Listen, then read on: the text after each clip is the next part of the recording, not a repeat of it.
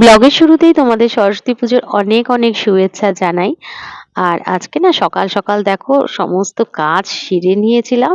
তারপরে রান্না বান্নাটাও কমপ্লিট করে নিয়ে একদম স্নান করে শাড়ি পরে নিয়েছি। আজ তো আমাদের বাড়িতে সরস্বতী পুজো।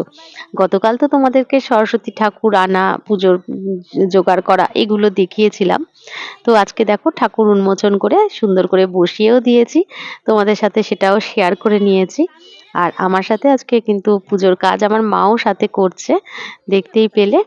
মার শরীর কিছুদিন ধরে একটু খারাপ ছিল, এখন একটু ভালো রয়েছে, তো আমাকে একটু মার পুজোতে হেল্পও করছে। আর এটা কিন্তু রবিবারের ব্লগ। আসলে এবার তো সরস্বতী পুজো দুদিন পড়েছে।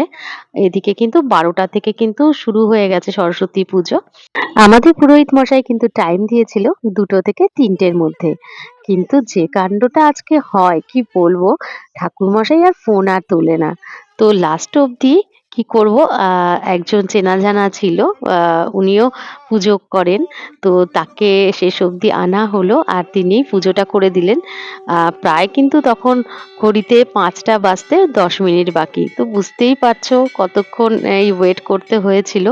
তো যাই হোক, শেষমেশ সুন্দরভাবে পুজো কিন্তু কমপ্লিট হয়ে গেছে। আর দেখো জিদান যখন অঞ্জলি দিচ্ছিল কেমন করে চোখ পিটপিটি করছিল, দেখে ভীষণ হাসি পাচ্ছে। আমি তো তখন দেখিনি, আমি এডিটিং করতে বসে আমার এত হাসি পাচ্ছিল মানে কি বলবো। এই দেখো আমাদের কিন্তু অঞ্জলিও কমপ্লিট হয়ে গেল। সন্ধ্যাবেলা জিদানের ইচ্ছেতে আমি ওকে ঠাকুর দেখতে নিয়ে যাই। তো সবার ফার্স্টে আমি কিন্তু চলে যাই পিটি কলেজে। তো পিটি কলেজে পুজোটা তো বরাবরই আমার খুবই ভালো লাগে। তো এবারের ডেকোরেশনটা না সত্যিকারের কি বলবো, আমার এত ভালো লাগছিল আর এত সুন্দর লাইটিং করেছিল, এটা না চোখে পড়ার মতো ছিল।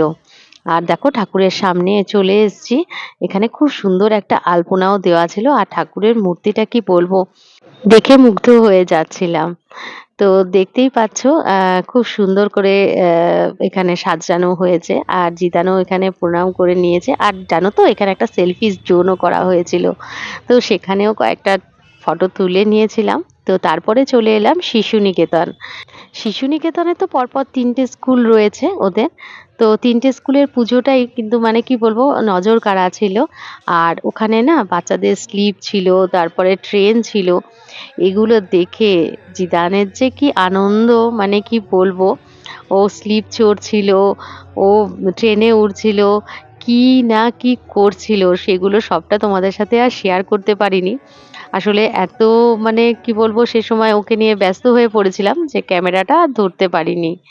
তো যাই হোক, তোমাদের সাথে যেটুকু পারলাম তোমাদের সাথে শেয়ার করে নিলাম। অপূর্ব সুন্দর কিন্তু ডেকোরেট হয়েছে 3টে স্কুলে। সরস্বতী পুজো আর শাড়ি পরবো না তা তো কখনো হয় না। আজকে কিন্তু আমি দুবেলাই শাড়ি পরেছি আর আমার শাড়ি পরতে না ভীষণ ভীষণ ভালোই লাগে। তোমরাও কারা কারা আজকে শাড়ি পরে বেরিয়েছিলে আমাকে কমেন্ট সেকশনে জানিয়ে দিও তো। তো ঠাকুরটা দেখে নিয়ে এবার হচ্ছে আমরা যাচ্ছি জলপাইগুড়ি যে প্রেস ক্লাব রয়েছে না সেখানে। সেখানে পুজো শুনেছি এবার দুর্দান্ত হয়েছে, সত্যি এসেও তাই দেখলাম যে এত সুন্দর করে ওনারা সাজিয়েছিল, মানে আমি জাস্ট স্পিচলেস। তো যাই হোক, ওখানে তোমাদের সাথে একটু প্যান্ডেলটাও শেয়ার করে নিচ্ছি।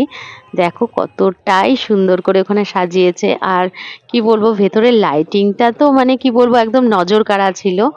খুব খুব ভালো লাগছিল এখানে পুজোটা দেখে। আর মা সরস্বতীও এত সুন্দর ছিল এখানে, মানে কি বলবো আমি জাস্ট মুগ্ধ হয়ে যাচ্ছিলাম। তো ভাবলাম তোমাদের সাথেও শেয়ার করে নিই। তো উল্টো দিকেই ছিল ফরিন্দ্রদেব স্কুল, সেখানেও গেলাম, সেখানেও মূর্তিটা দেখলাম। এখানেও খুব বড় করেই পুজোটা হয়েছে।